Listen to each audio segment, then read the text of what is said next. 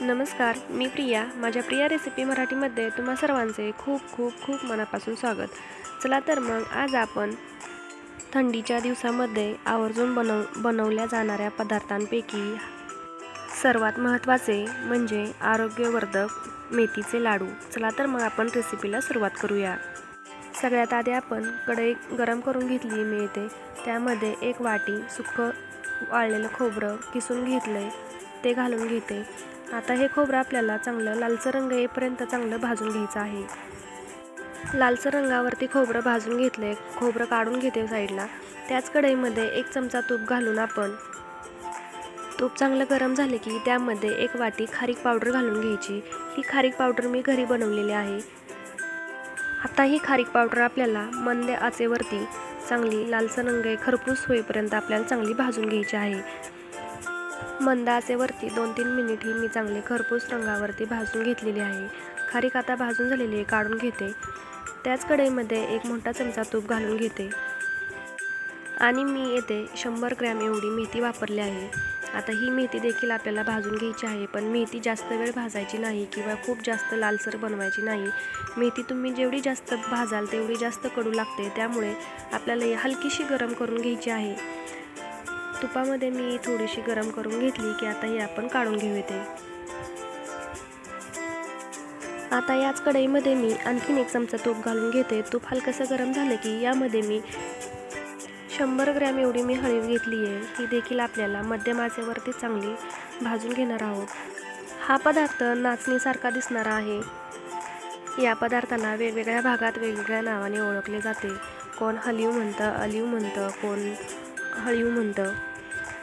आता हे देखील आपण खरपूस रंगावरती भाजून घेतलंय. मी काढून घेते आणि त्याच कढईमध्ये मी 2 मोठे चमचे खसखस घेतली आहे. तूप न घालता आपल्याला ही चांगली खरपूस रंगावरती भाजून घ्यायची आहे. तूप घातलं तर हे खाली सगळं कढईला चिकटलं जाईल, त्याच्यामुळे तूप न घालता आपल्याला ही सुकीच अशी ही भाजून खरपूस रंगावरती भाजून घ्यायची आहे. आता त्याच कढईमध्ये मी 1 मोठा चमचा तूप घालून घेतले आणि त्यामध्ये काजू घालून घेते. मी येथे हा तुकडा काजू वापरला आहे. हा तुकडा काजू देखील मी येथे 100 ग्रॅम घेतला आहे. हा देखील आपल्याला 1 मिनिटभर हा चांगला खरपूस रंगावरती भाजून घ्यायचा आहे. आता त्याच कढईमध्ये मी तूप घालून घेते आणि त्यामध्ये मी बदाम घालून घेते. बदाम देखील मी येथे 100 ग्रॅम वापरला आहे. हे देखील आपण चांगलं खरपूस रंगावरती याचा कलर चेंज होईपर्यंत आपण हे चांगलं खरपूस भाजून घेणार आहोत.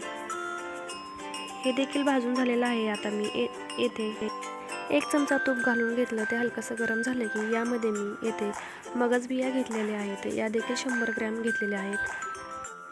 तुमच्याकडे या मगज बिया नसतील तर तुम्ही लाल भोपळ्याच्या बिया देखील घालू शकतात किंवा तुम्ही तुमच्या आवडीप्रमाणे कोणतेही ड्रायफ्रूट्स वापरले तरीही चालतील. आता आपण हे मगज बिया खरपूस रंगावरती चांगल्या भाजून घेणार आहोत. या बिया खरपूस रंगावरती भाजून झालेल्या आहेत. हे देखील मी एका भांड्यात काढून घेते. त्याच कढईमध्ये मी 1 चमचा तूप घालून घेते. तूप हलकंसं गरम झाले की यामध्ये सर्वात महत्त्वाचा पदार्थ म्हणजे या लाडवामधील हे मखाणे. कारण शरीरासाठी हा पदार्थ खूप उपयुक्त असा आहे. कारण या मखाण्यांमध्ये फायबरचं प्रमाण खूप जास्त असतं, कॅलरीजचं प्रमाण खूप कमी असतं आणि कॅल्शियमचं प्रमाण देखील खूप जास्त असतं. त्यामुळे हे आपल्या शरीरासाठी खूप उपयुक्त असं आहे. आपल्या शरीराला बळकटी देण्याचं काम किंवा आपल्या हाडांना मजबूती देण्याचं काम हे मखाणे करत असतात. लहान मुलांसाठी तर हे मखाणे खूप असे उपयुक्त असे आहेत. आता हे मखाणे आपल्याला चांगले कुरकुरीत होईपर्यंत आपण यांना भाजून घेणार आहोत. आता मी याच कढईमध्ये 3 ते 4 चमचे मोठे तूप घालून घेते. आता तूप हे चांगलं गरम करून घेते आणि यामध्ये मी 100 ग्रॅम एवढं डिंक घेतला. यातला थोडा थोडा करून आपल्याला कढईमध्ये फुलून वरती येतो असं एवढा चांगला आपल्याला खरपूस चांगला भाजून घ्यायचा आहे.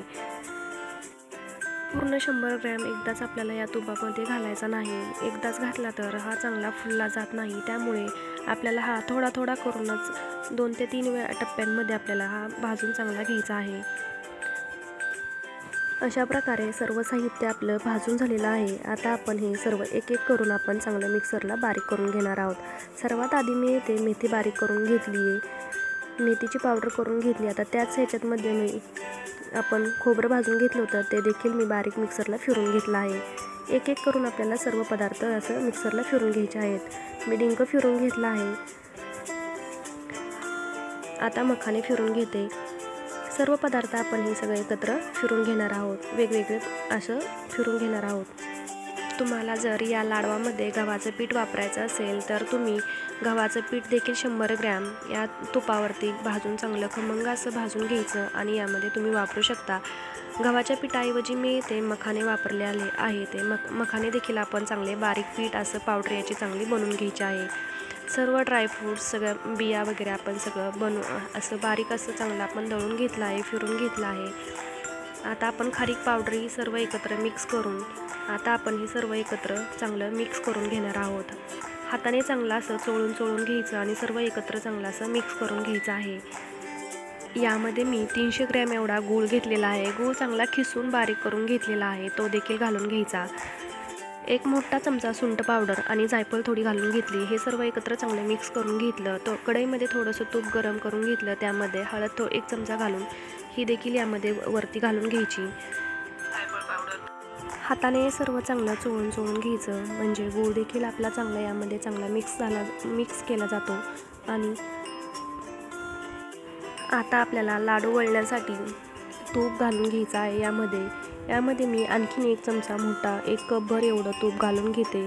तुम्हाला दाखवण्यासाठी मोजून 1 कपभर एवढं मी तूप घेतलेलं आहे. आता हे तूप आपल्याला गरम करून घ्यायचं आहे. तूप आपल्याला उकळून घ्यायचं नाही, हलकंसं गरम करून घ्यायचं. आता गरम झालेलं ही तूप आपण या मिश्रणावरती घालून घ्यायचं आहे. आता हे सुरुवातीला गरम असल्यामुळे चमच्याच्या साहाय्याने आपण हे सर्व एकत्र चांगलं मिक्स करून घेणार आहोत. हलकंसं थंड झाले की आपण हे सर्व हाताने मिक्स करणार आहोत. तूप जर कमी पडलं तर आपल्याला हे मेथीचे लाडू वळता येत नाहीत, म्हणून तुपाचं प्रमाण हे आपल्याला व्यवस्थितच घ्यावं लागतं.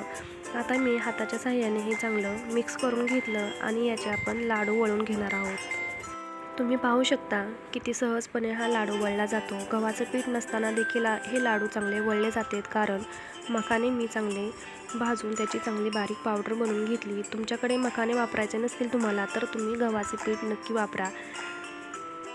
मुद्दाम मी तुम्हाला शेवटचे 4-5च लाडू वळले जातील एवढं माझं हे मिश्रण राहिलेलं आहे, म्हणून मी दाखवते.